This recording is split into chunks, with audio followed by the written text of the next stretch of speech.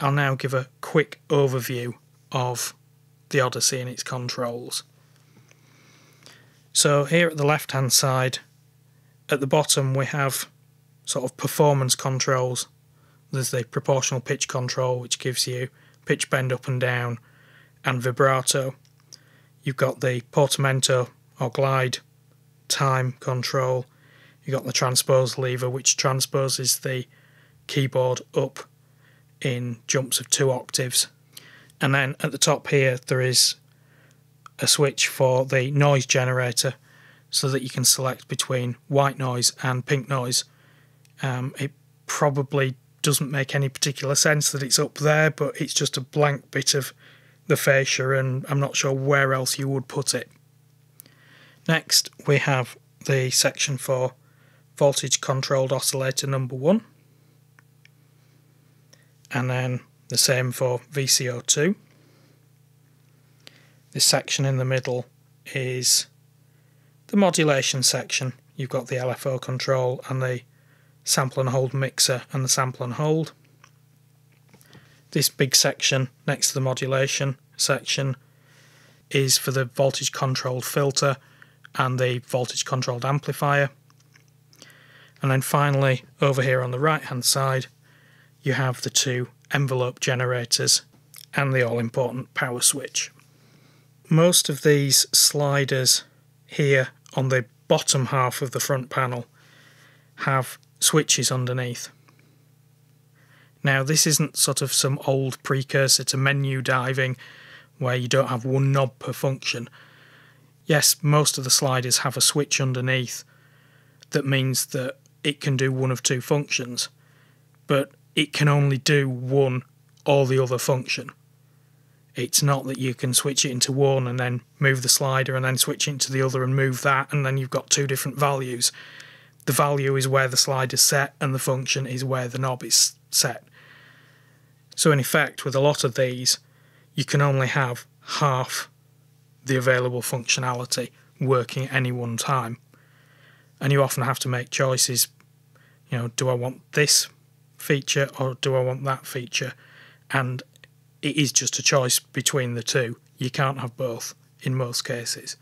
You might have noticed that all the sliders are topped with different coloured little caps.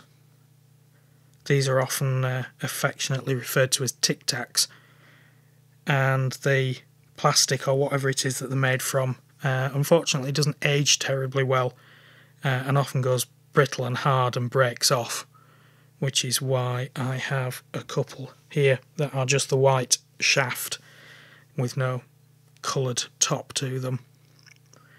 Also as well, the colour of some of them fades a bit over time.